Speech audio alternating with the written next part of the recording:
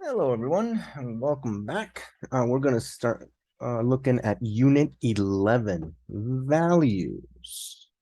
Yeah. Uh, and we are not talking about monetary value. How much does something cost? As you can see here, it says, how honest are you? So we're talking about ethical and moral values. It's actually a pretty interesting unit. Um, I like the discussions more than the grammar. I feel the grammar was kind of like a missed opportunity, but this is what they kind of went for. So let's take a look at this right here. We have some interesting dilemmas. So it says, look at the situations and people's responses. What would you do? So it's a hypothetical. What would you do in their shoes? I don't know if you guys remember when we were looking at advice, regrets, and stuff like that, where it's like, well, if I were you, right, what would you do in that situation if I were you? So if you were them, what would you do? So it says, if you accidentally damaged a parked car in a parking lot, if the owner weren't around, I'd leave a note with my phone number. I wouldn't leave a note if the owner weren't around, right? So funny story. This actually happened to me when I was in the States. I was at the mall and I accidentally bumped. I didn't really hit a car, I was going super slow. So I accidentally bumped and scraped my bumper against another car's bumper, right? Um I still wasn't the greatest at parking in malls, right? It was a pretty tight spot. And this woman saw me. And after I parked, she comes at me like, hey, I saw what you did. And I was like, okay. She's like, I'm leaving a note, I was like, that's fine, right?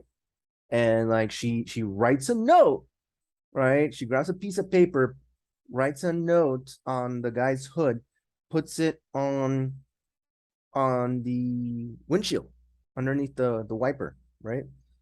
And the note basically said, I'm so I witnessed this car with license plates, whatever, and she described my car, right? And this is what happened. Like I saw what happened, right? And she leaves it there. And I was like, all right. And I was kind of miffed. I was like, it's none of your business, lady, right? But she was out to be righteous and true. And I go to the mall. I come back. The lady's nowhere to be seen. The car's still there. So I was like, this is stupid. I go over, my car was red and old. Their car was white, not as old as mine.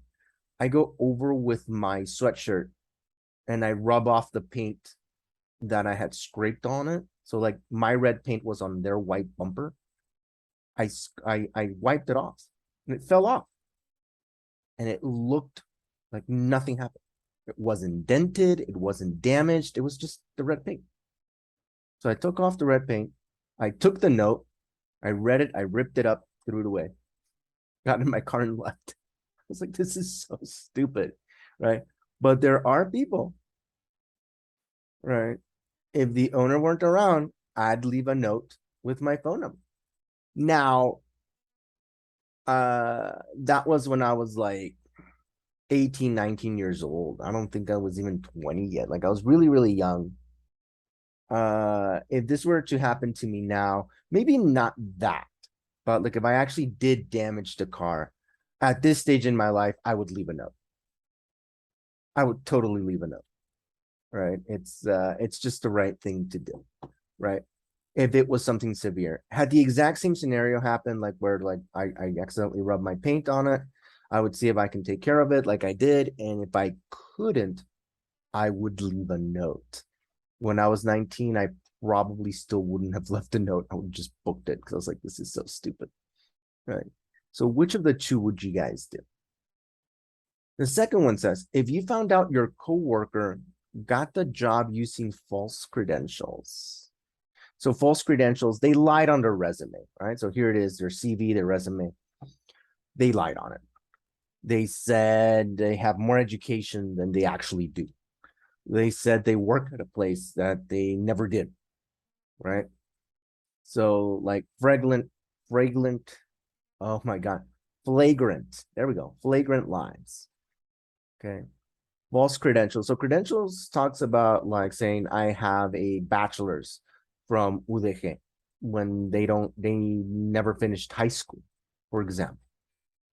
I have a license to sell real estate and they don't, right?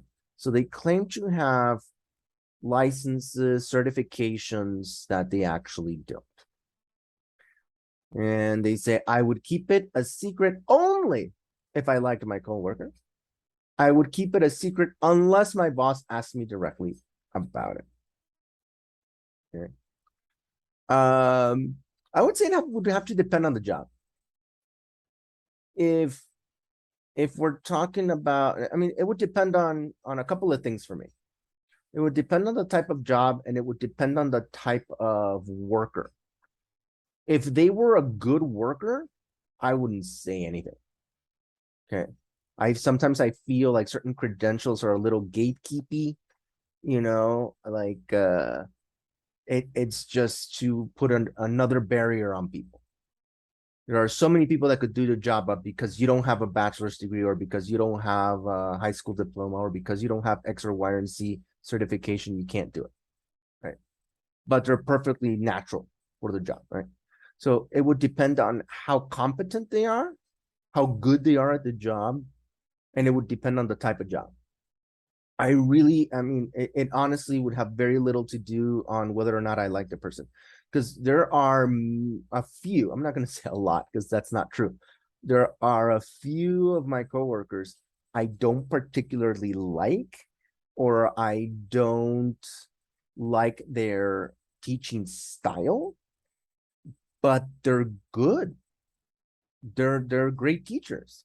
So I'm not gonna let my personal feelings for the person out of a conversation that we had in the break room or at a training make me so vindictive where like if I find out they don't have the credentials that they say that they do, for me to go and get them fired. Right. So for me, it would have nothing to do whether I like them or not, and it would have nothing to do whether my boss asked me or not. In my case, it would be what job is it? Are people's lives in your hands? So are we talking like nursing, pharmacy, right? Those kind of things. It's like, no, you kind of sort of do need this education, like, so are people's lives in their hands? And are you good at it? Right?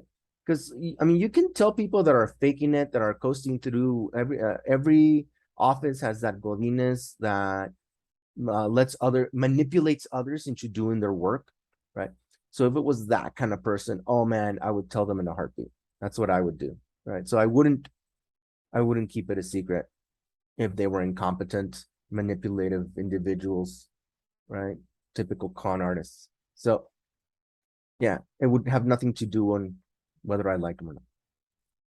This next one is really interesting. If you found some money on the street, I've told you guys the story in class of when I found 150 pesos on the street.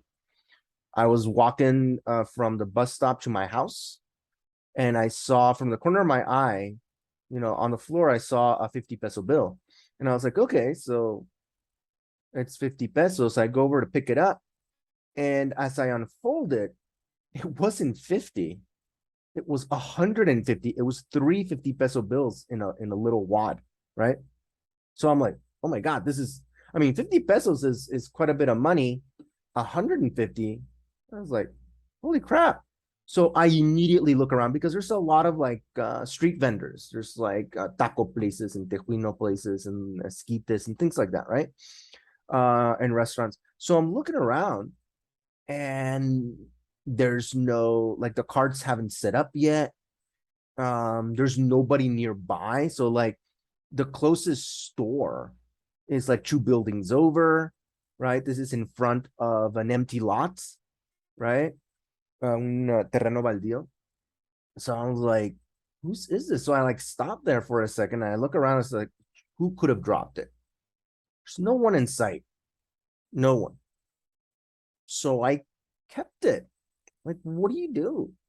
Right? I was like, all right. So I kept it. And here they say I wouldn't try to return it unless it were a large amount. And then it says, even if I were really broke, I'd give the money to the police. So funny story. I left my wallet at a laundromat in the US once. I immediately canceled all my cards. I was like, oh my God, how could I, like, where is it? I lost my wallet. And then when I realized I must have left it at the laundromat, I went back and it was gone. Right. To where like I was, and I asked I asked the lady that was there, kind of keeping watch over the place. Nobody had turned it in. I was like, yeah, somebody stole my wallet. Somebody stole my wallet. Now, it didn't really bother me because I no longer carry cash. So I just canceled all my cards. What scared me was I carried my green card with me. I mean, I lived in Arizona and they were not particularly friendly to immigration. They're still not. So I always carried my green card with me because no matter what, like it's like, hey, I'm allowed to move around within the United States legally, right? So I carried it along with my driver's license, and I was like, great. Now I'm gonna have to replace it, and I'm looking online. How much is it? It's like $400, and it's like, oh my God. About 4 days later, I go to the mail, and there's a box there for me. No note, no nothing, no return address. My wallet with all my IDs and all my cards. Somebody mailed it to me. It blew me away. Now, part of me was like, yeah, you mailed it to me after you tried to steal my identity or after you tried using my cards. That's why it took you almost a week, right? But I was just glad that I had my driver's license back, my IDs more than anything. So I had already gone to my bank. I already had new debit and credit cards, but the driver's license was going to be a pain to get a new one, and residency card was going to be a pain to get a new one. But I wanted to show you guys this because it says I'd give the money to the police. I was like, do people really do that? Like, people really turn in stuff to the police? So let me show you this. As you guys know, this is one of my favorite podcasts, and I really love hearing their personal stories because I've used these guys several times in class over other issues. But in this one, so this is Adam, this is Steve, and this is Jesse. All right. As you can tell, Jesse's wearing a shirt from their merch store, right? They sell t-shirts and caps and stuff like that. So he's kind of promoting their own products. Adam is going to tell us a story about this particular laptop. Let's go ahead and listen. It's only like a minute. Again, I'm doing it. Freaking funny is it that I don't remember? So I was doing an influencing campaign in November of 2020 for Christmas, right? And I'm doing this shoot. Oh, 2020? Yeah. Well, that's why I don't remember it. And I'm doing this shoot, and you have to remember that this computer at that point was my everything. It was how we did the podcast. We couldn't do it in person, so we were at home doing the at home broadcast with this computer. This is the computer, and I get home to my little apartment on Queen Street, and I'm like, where's my laptop? I don't know where it is. I look at the thing. I check at work the next day. I cannot find my laptop. Where is it? And I realized that I started calling the stores that I was next to while I was doing this thing. And one of the guys picked up and he said, I thought you might call. And I thought, uh-oh. I said, do you know about the laptop? He's like, actually, I saw you driving away with it on the back of your truck. Oh, no. I had a Honda Ridgeline, right? Remember? And it had the tonneau cover, and I left it on the tonneau cover. And I drove all the way down Parliament in my own trucky way, and it at some point fell off. And I don't know, but it sits here today. So how did I get it back? Well, somebody turned it in And the Toronto police, they turned it into 51 division. The Toronto police called me and they're like, "Hi, is this Adam?" I was like, "Yeah." And they're like, "Are you missing something?" I'm like, "Yeah, a laptop." And they're like, "Cool, why don't you come pick it up?" I was like, "You got to be kidding me." And it was the only reason they knew it was me was because it said my name on the icon. Like they couldn't log in, but they knew my name was on the icon. So that's, and so if you look at this laptop, can you, I don't know, if you can, there's road rash on this laptop.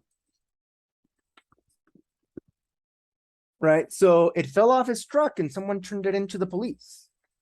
I hope the volume wasn't too loud. I'm still trying to get the hang of being able to show you videos with audio or just audios in general, where the volume is decent. So if I just blew out your ears, I'm so sorry. But yeah. It is the Steve Dangle podcast. The episode is Focus, and it's like 15 minutes in, more or less, when they start relating stories as to why they can't focus and like funny things that happened. And in this case, he left his laptop on the back of the truck, fell off. Someone turned it to the Toronto police, and the police called him and gave it back. All right. So this happens. People turn stuff into the police. But for example, this is a wallet. The lady's looking to see if someone is looking at her picking up the wallet. If it's a wallet, again, with an ID, with an address or whatever, you could do what happened to me. You can mail it, right?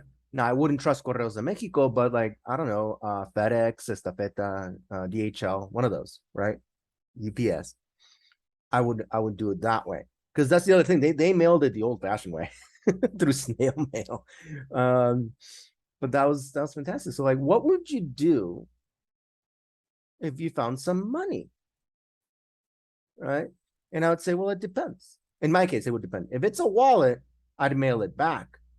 But if it's just cash, like there's just cash laying there. Not gonna happen, right? So it says, now read these statistics. Do you find them surprising? Why or why not? So it says, of the people surveyed, and according to this is the British election study at the University of Essex, Economic and Social Research Council, right? This is where they got the statistics from. And it says 62% would never fail to report damaging a parked car, even if nobody were present. How British, right? And again, how American. This number might be lower in the US, to be honest. But at the University of Essex, 62%. Well, not at the university, but the survey from this British university. And like I said, when I was younger, probably not. Now, yeah, definitely, I would fit into the 62%. 48% think it is unacceptable to use false credentials on a job application. Look at that. Less than 50% think it is unacceptable to use false credentials. That means that over 50% don't care. Most people don't care how you got the job, which I think it's a problem. That's why you get situations like the Theranos lady. Let's go ahead and use this one right here. So her, Elizabeth Holmes, right?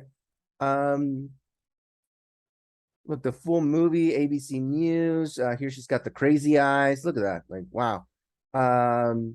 Company Man, one of the YouTubers that I usually show you guys, the Theranos scandal. She started this health tech company, and she was a college dropout. She had zero experience in the field, and like no one cared.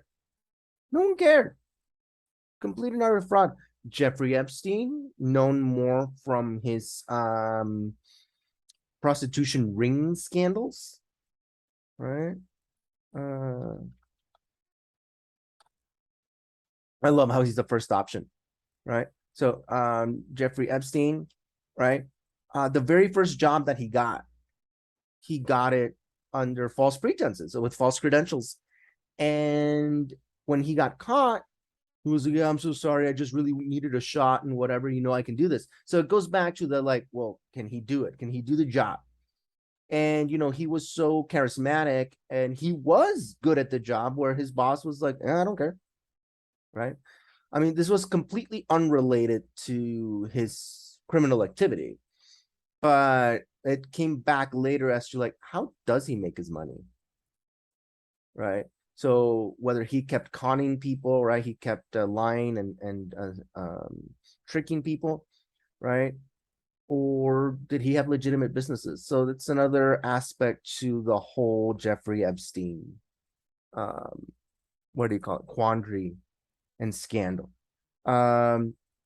This Netflix documentary talks about that, right? That's how I know. Basically, I watched it on Netflix, but there's so many. There's 60 Minutes and so on and so forth, right?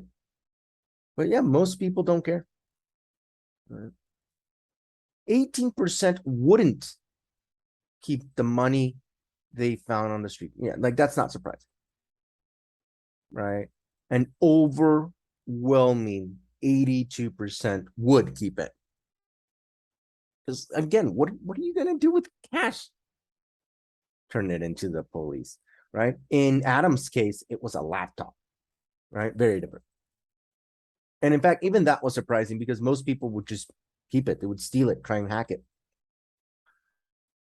Next one, 58% would never illegally avoid paying the fare on public transportation. Okay. Would never illegally avoid paying the fare on public transportation. There's a meme of a Mexican that went to Sweden and he saw that on the Swedish metro there's a specific lane for poor people that can't pay the fare, right? And the Mexican said, like, what keeps people from using that? Like, whether you can afford it or not, why doesn't everybody go through that lane, like, and just not pay? And the Swedish person he was with was like, why would you do that? Like, completely different mentality. It's like, if you can afford it, like, why would you go through where you can't afford it? Right? It made no sense to them, right? But we know as Mexicans that like people are always trying to get away with stuff, including this kind of thing, right? Like not paying the bus. How many people get on through the back of the bus and just stay there? They never pass their fare up front, right? Very, very common. I only witnessed it a couple of times, but I witnessed it a couple of times where like somebody just wouldn't pass it up, right? Most people would though. 25% think it's never okay to exceed the speed limit while driving. Oh my God, this is hilarious because I was just talking about this with my girlfriend. My girlfriend, like I said, she's practicing on a little bit more of driving. And she says, I'm going to stay in this lane and I'm going to stay at this speed. I'm doing the speed limit. So let's say the speed limit is like 30 kilometers an hour.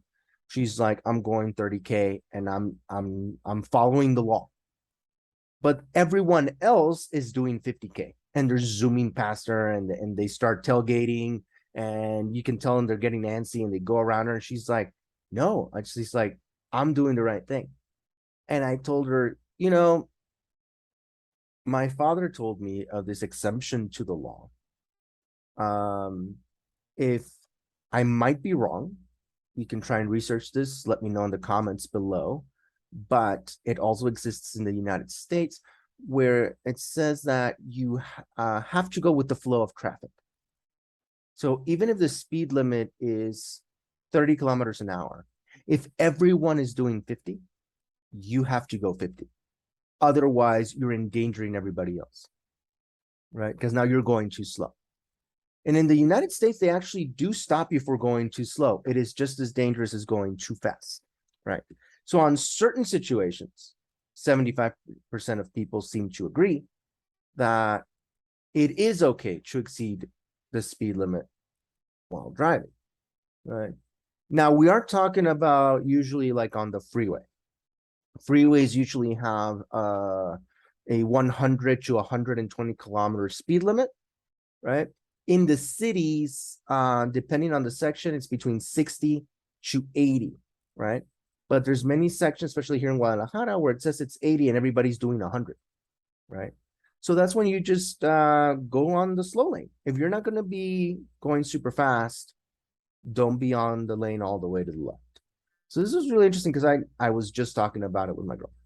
We're like, sometimes it's okay. And in fact, it is recommended, right? So I might be outdated. Again, I was given this advice like over 30 years ago, kind of dating myself a little bit here. But check it out. See if it's still the case. Because when I went to the United States, it was still the case of it's fine going with the flow of traffic. Like a cop's not going to stop you if you're doing, I don't know, 70 miles an hour on a 60-mile-an-hour zone if everyone's doing between 70 to 75, right? And there's no traffic and the flow is perfectly fine. Like, yeah, they don't care, right? So it would make for a good well hour. See if my information is still accurate. But let's move on to the listening. We have finders, keepers, losers, weepers. We have Aaron. If you know, you know.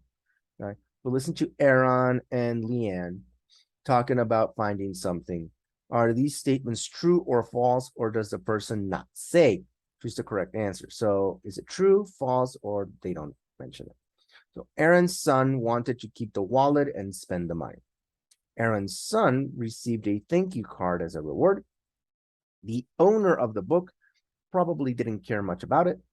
Leanne will probably return the book, right? So let's go ahead and take a listen and see what's true, false, or don't say. Unit 11, Values, Lesson A, page 88, Exercise 2, Finders Keepers. Listen to Aaron and Leanne talking about finding something. Are these statements true or false, or does the person not say? Choose the correct answer. 1. Aaron. I was with my son at the supermarket. He was about 8 years old at the time, and he found a wallet on the floor. Inside it was $100 bill. $100. He picked it up and got all excited. In fact, neither of us could really believe it. He started talking about all the things he would buy. Right away, I told him that we couldn't keep it. He seemed disappointed at first. We started asking people if they had lost anything. After asking around for a while, we hadn't found anyone, and I was beginning to think we'd asked everyone. But then, as we were walking to the front of the store, I noticed a man, actually my son noticed him, pacing back and forth, shaking his head and muttering something. I thought it was probably his wallet, so we asked him, and it was. My son felt better when he saw how relieved the man was about getting his money back. That was our good deed for the day. And the man gave my son $10 as a reward for returning the wallet. 2. Leanne. I was on a train from Washington, D.C. to New York last month when I found a book lying under my seat. It was just a little book, not an expensive one. It was probably only worth a few dollars. Well, I really wanted to read it. It was pretty interesting, and by the end of the trip I was still reading it, so I decided to keep it. I took it home and finished it. Now, every time I see it on my bookshelf, I wonder if I should have taken it or not. I mean, do you think I should have given it to the train conductor? Who knows? Like I said, it wasn't a very expensive book, so I didn't really feel guilty about taking it. Okay, so go ahead and answer the questions. And let's keep moving. Now we have the grammar.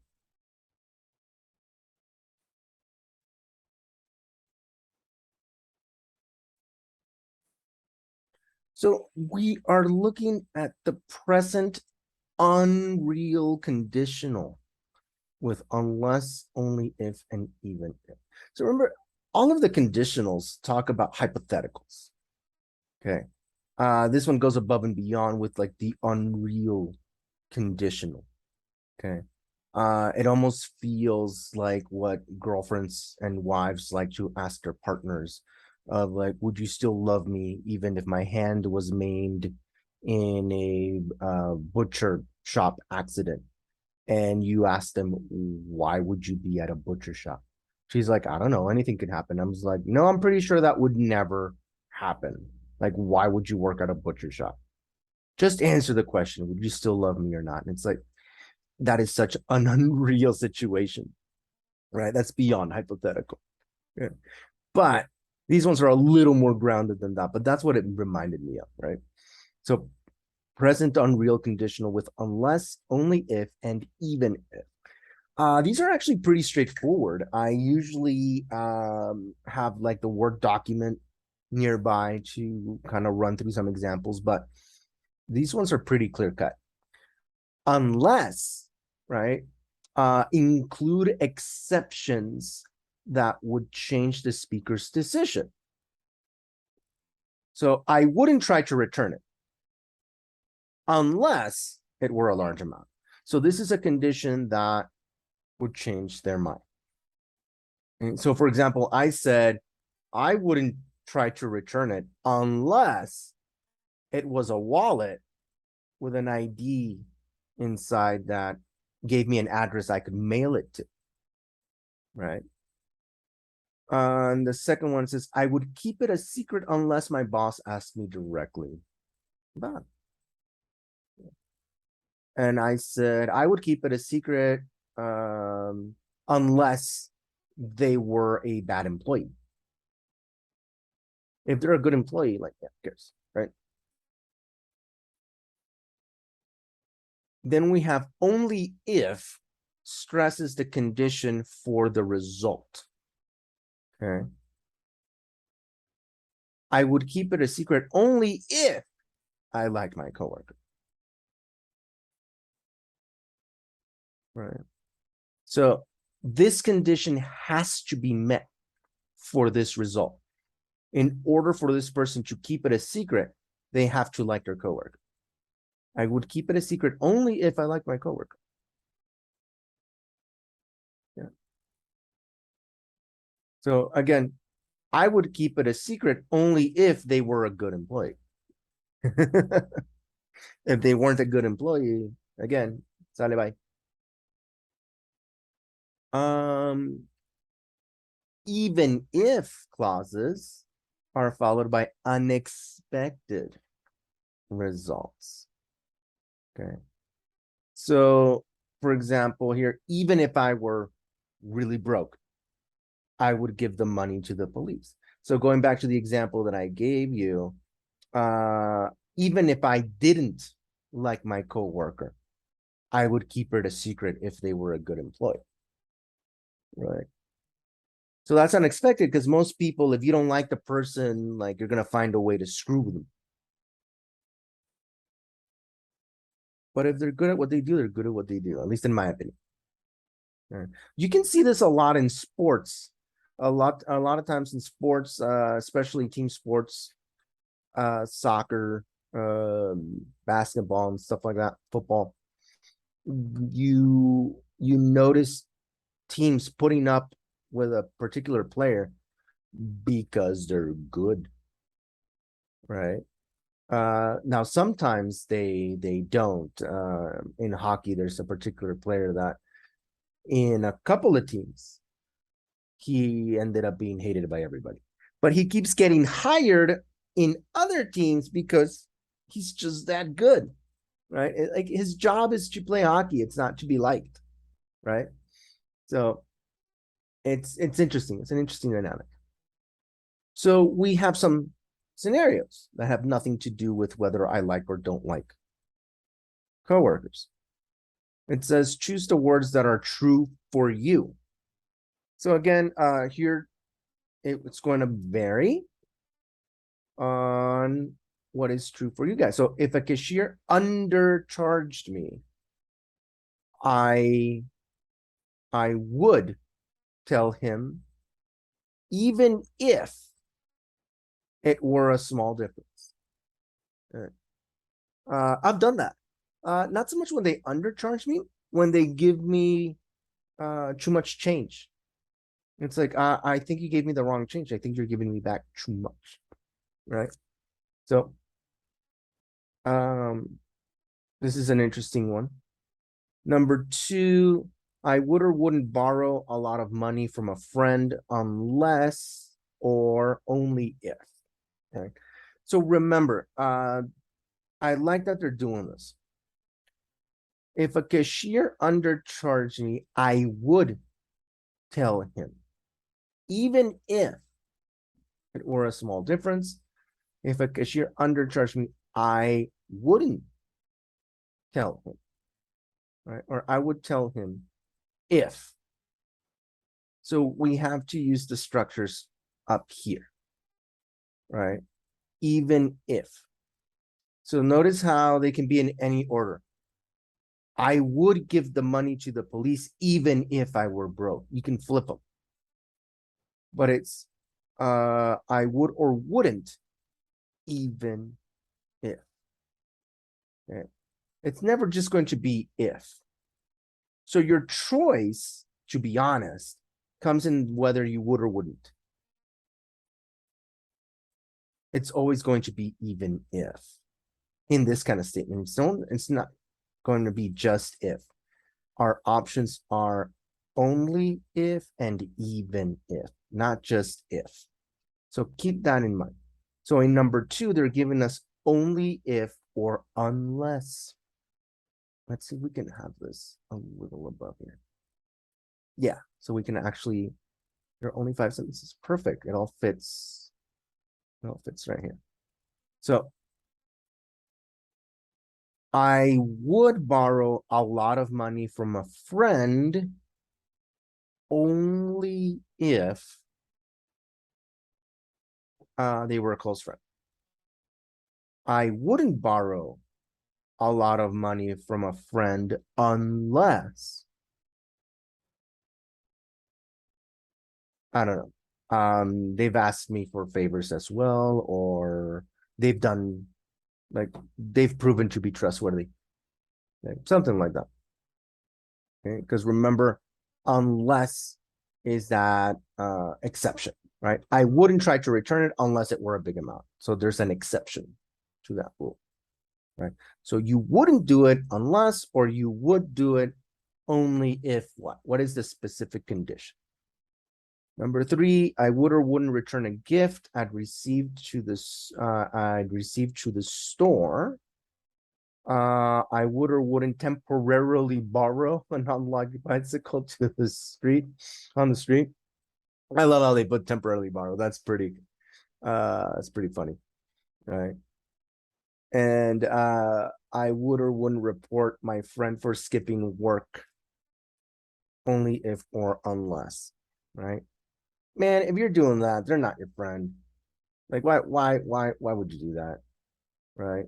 Even if, right, it causes you to have more work. Like, why would you do that? No one likes a tattletale. Okay, so work through these, and let's make our way to the vocabulary. We're almost done with this section. So,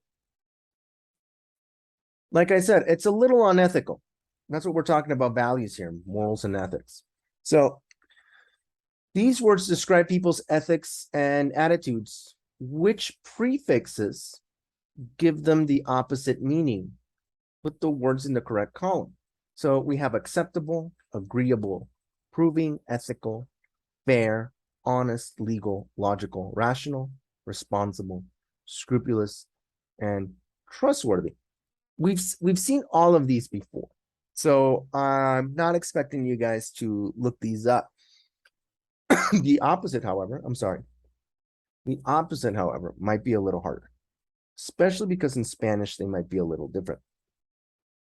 But if you do need to look them up, remember, use the exact same dictionary that you used for the vocabulary Walauer, Longman dictionary. And you can also use the Merriam-Webster, but use an actual dictionary. This is something that Google might be able to do, but still, I'd rather you go to an actual dictionary website. So they might give you the opposite meaning, but this is something that I want to go through with you guys because you should already know these. But the prefixes, this, ill, here, and un are not easy to figure out. So acceptable, we already have it here under unacceptable.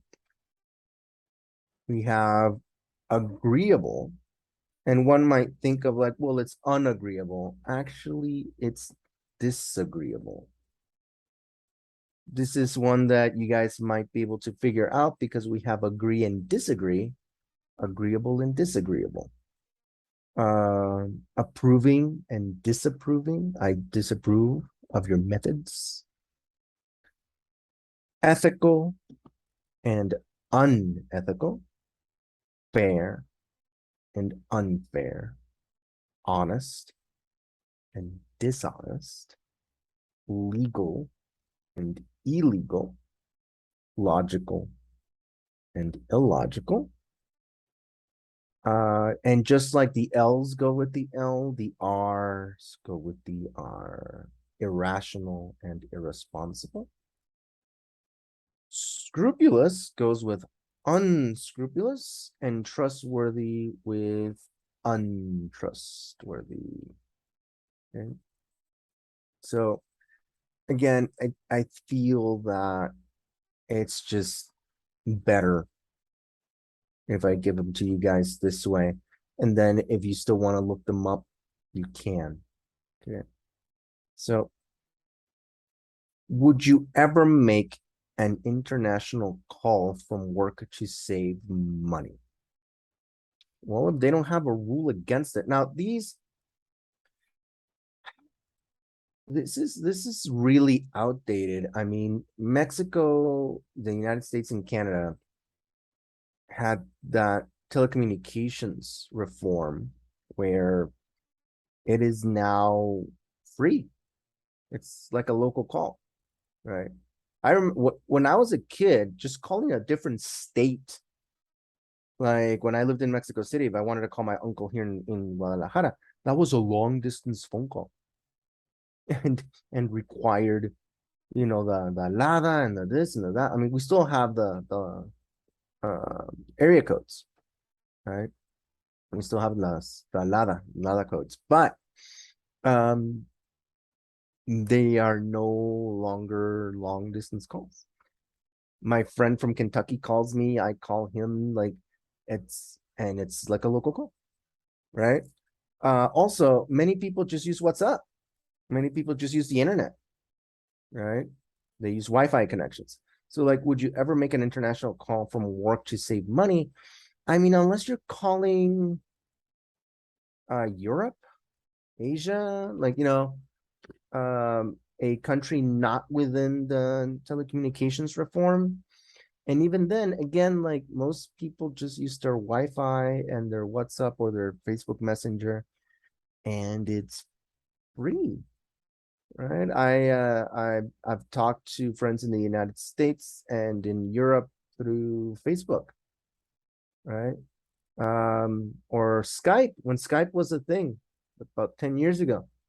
I talked to my friend, he was in London at the time. Right. So would you ever make an international call from work to save money? I feel is a bit outdated. Like it's kind of moot nowadays. Would you ever play a practical joke on your friends? Totally. Like who hasn't? I mean, some of these practical jokes cross the line into bullying, but yeah, like why not? Right? Like when you're at a party and the first person to fall asleep or pass out because they've been drinking, you draw on their face with markers. I mean, that's just classic. Like, who doesn't do that? So definitely. Would you ever tell a friend with a terrible new haircut that you think it's fantastic? A friend, no.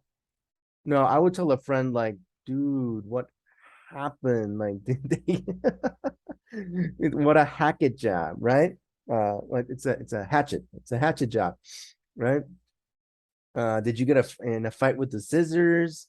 In Spanish, we say te mordió el burro, right?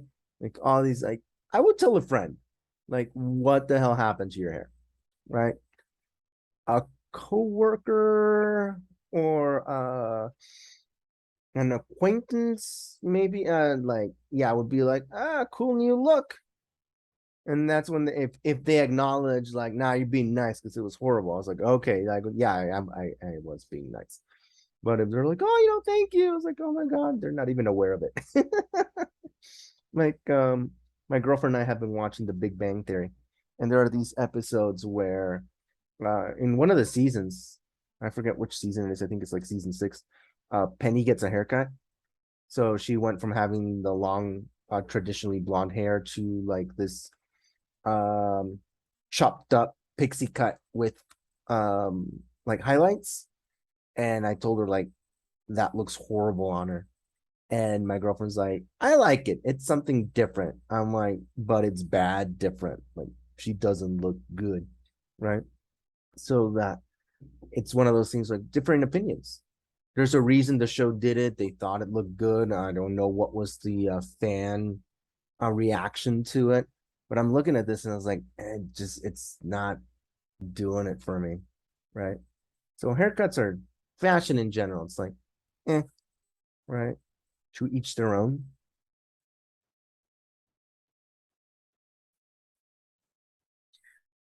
But it leads us directly to this. What would you do?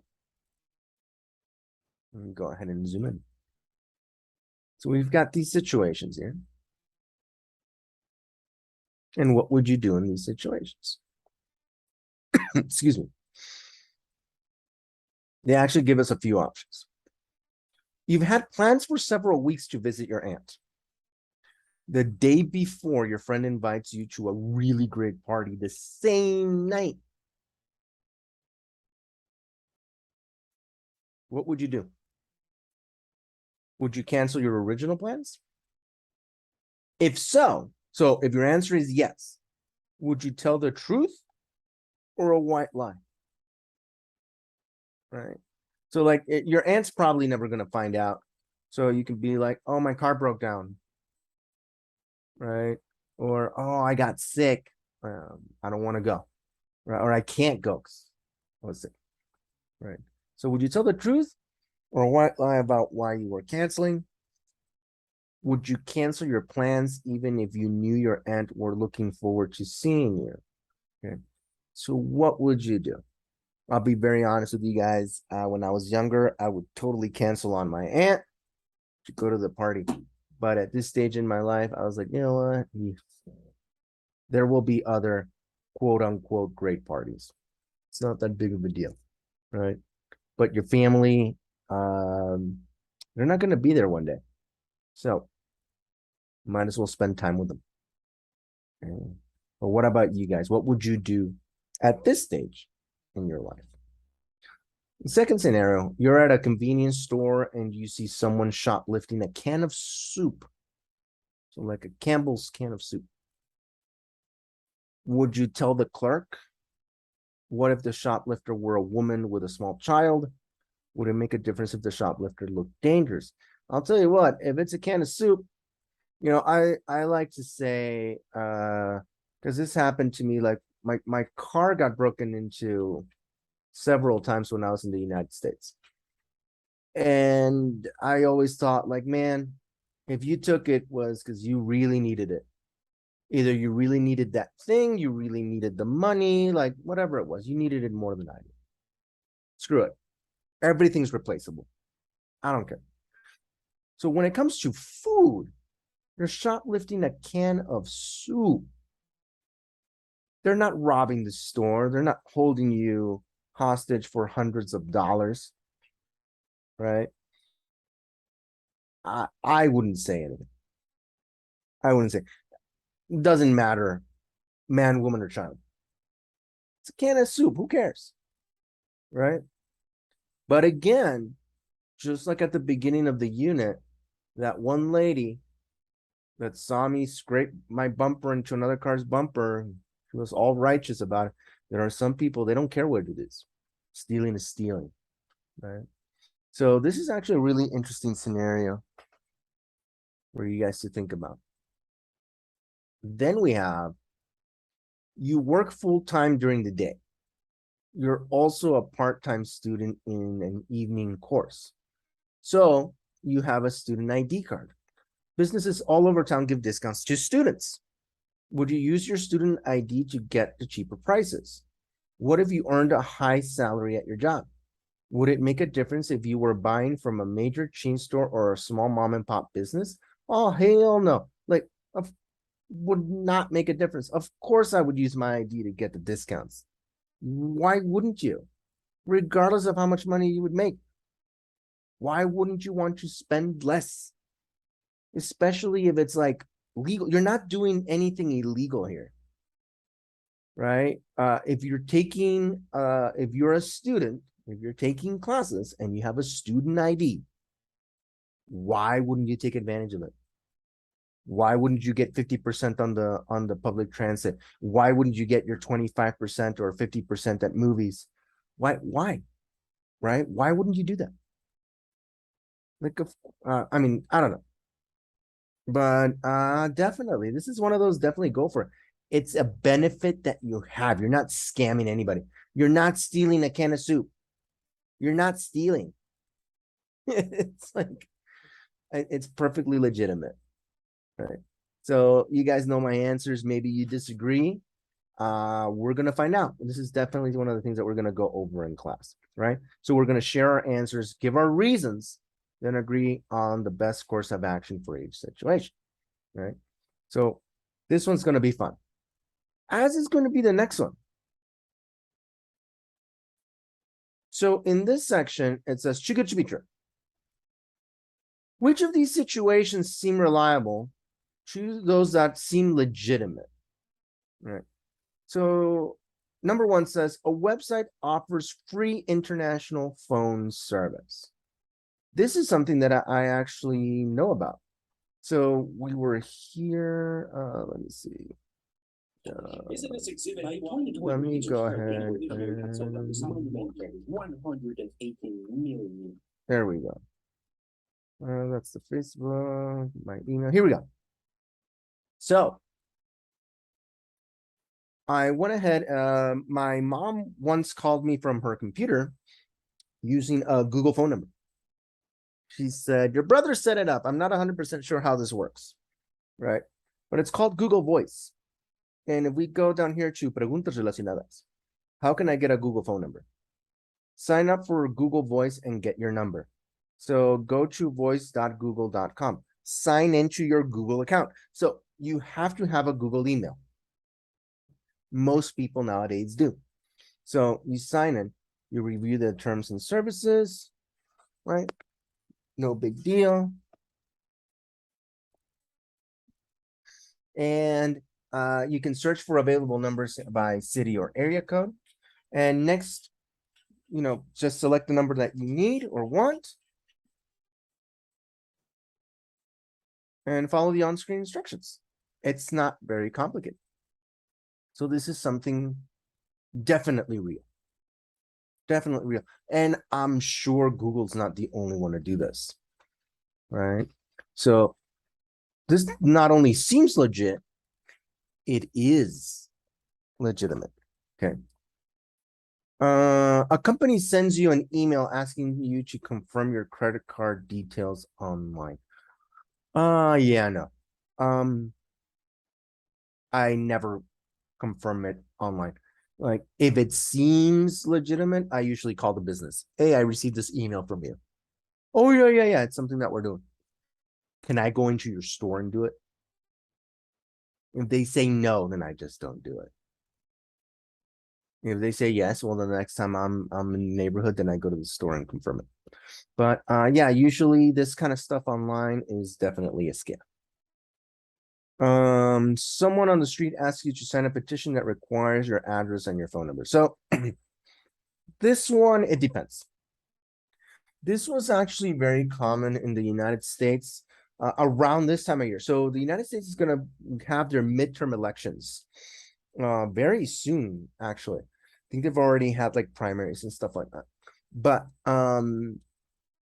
there's always petitions to put certain things on the ballot. And to make sure that they're not making people up, that the people signing the petition are real, they usually ask you for address and or phone number. Nowadays, it's usually email, right? So they can like kind of write to confirm or whatever. But it just depends on the petition. I remember, oh my God, 2016, for the elections of 2016, there was this petition, this ballot to make marijuana legal in Arizona recreationally. It had just passed in 2012 for medical reasons. So medical marijuana became legal in Arizona in 2012. In 2016, they put it on the ballot to make it recreational. So they went around with petitions like this, right? And they asked for this type of information. And they carry IDs, and they're just, it's not just a random person doing this. Like they're usually linked to some sort of political nonprofit. So they have their IDs and all of that with them. It did not pass, but it did in 2020. So now marijuana is legal in Arizona and in 13 other states, I believe, both medically and recreationally, right? So this, it kind of depends what they're asking for and the time of year. So normally if it's around elections and it's something to put on the ballots, this is fairly normal. But just like randomly, it's a big no. No. Mm-mm. And then the number 4, a television ad offers a set of knives worth $300 for just $75. This happens all the time in the States. The famous infomercials, that's the next one that I wanted to show you guys. So this is not the one, this one, right? So this is the original Billy Mays, rest in peace, OxyClean from October 2000. Yeah, this spokesperson is no longer alive. In fact, they made fun of that in South Park, where like they got a new spokesperson, but they got like the ghost of this guy to show up on the ad. I will most likely show you that in class. But yeah, just right here on YouTube, just do a search for like OxyClean ad with Billy Mays ghost or something like that, and it'll pop up. So he's selling OxyClean, and he's gonna do the traditional, but wait, there's more. Let's have a watch. We've sold millions of our 2.5-pound tubs for $40. But if you call now, we'll cut the price in half, only $19.95. You'll also receive a squirt bottle and a super chamois absolutely free. If you call during this show, you'll receive a bottle of our world famous Orange Clean, made with pure orange oil. It cuts through the grease and the grime, whether it's baked on in the oven or caked on the stove. You get all this for just $19.95, but call in the next 20 minutes and we'll supersize your OxyClean from a 2.5-pound tub to a whopping 6-pound bucket, nearly triple the amount. But you gotta call now. Here's how to order. Okay, so notice how he's like, all right, so you can get this for $19.95, but if you call now, you also get this towel, which they call a chamois, the OxyClean squirt bottle for like carpets and stuff, and the degreaser, right? And in fact, the tub goes from like the 2-pound to the 6-pound size if you call within the next 20 minutes, right? And here's how to order. So you can call and use your credit cards. They accept Discover, MasterCard, Visa, and American Express, or send a check or money order to OxyClean and the Denver office. Okay. Also, they have the website, And I want you guys to notice something. It says, we'll give you all this for $19.95. But look how much they're charging for shipping and handling. $6.95. And I'll be very honest with you, that's low for what they usually charge. There are places where they charge you like 10, 15 bucks for shipping and handling. Almost what they're selling this for you for. And I guarantee you it is not $6.95 to ship this. They usually overcharge you. It's kind of like with the ink in printers and the film in cameras. That's where the real money is, and they tend to charge you an arm and a leg for that kind of stuff, right? So this happens all the time. All of this for just $19.95. So, hey, get these knives, usually a value of $300 for just $75 if you call within the next 20 minutes. And in fact, we'll throw in the cutting board just because we like you. So yeah, this happens all the time, right? At least in the States. I haven't really seen so many infomercials in Mexico. They don't seem to be a thing. Okay. So discuss these or similar situations, share your own experience or those of people that you know. Now let's move on to the very, very last thing, section 7. Thesis statements. So a topic sentence states the main idea of a single paragraph. But a thesis statement introduces the topic of the whole composition. So of your whole essay. Okay. It is often, but not always, but it is often located at the beginning or end of the first paragraph. So this is what we're going to do. You're going to read the composition, choose the best thesis statement from the choices below, and then write a T for thesis statement where you think the thesis statement should appear. So notice how it says it is often located at the beginning or the end of the first paragraph. This is something that should be ringing a million bells in your head because we've seen it in the reading portion of the TOEFL packets regarding topic sentences, but it is the same for the thesis statement. Okay, so it's right here. Here is your introductory paragraph. Here is a body paragraph number 1, body paragraph number 2, and your concluding paragraph. Okay. So the options that they give us are, I've made some bad decisions. We learn a lot from the decisions we make. I have good and bad memories of old friendships. So where would we put it? Okay. So go ahead and read it. I'm going to give you a clue. Normally, your conclusion, again, often, a good conclusion, circles back to your thesis statement. So in the conclusion, it says, I believe that good and bad decisions are a part of everyone's personal development. It is possible to learn from those experiences. It's a question. Is it possible to learn from those experiences? I think it is, because even the bad ones help to prepare you for the future. So based on that conclusion, without even reading the rest, again, this is like a TOEFL trick. Like, why would you waste time reading the whole thing when you can just kind of do one of these, right? So based on our conclusion, which of the 3 is the best? Okay. So try that. And then where would you put it? At the beginning or at the end of the first paragraph? Where would it fit best? Where would it have the better flow, right? Then we're going to do the following, because this is something else that we're going to do in class. Write a 4-paragraph composition about a happy memory or a regret. Follow these guidelines. First paragraph, introduce your topic in the paragraph.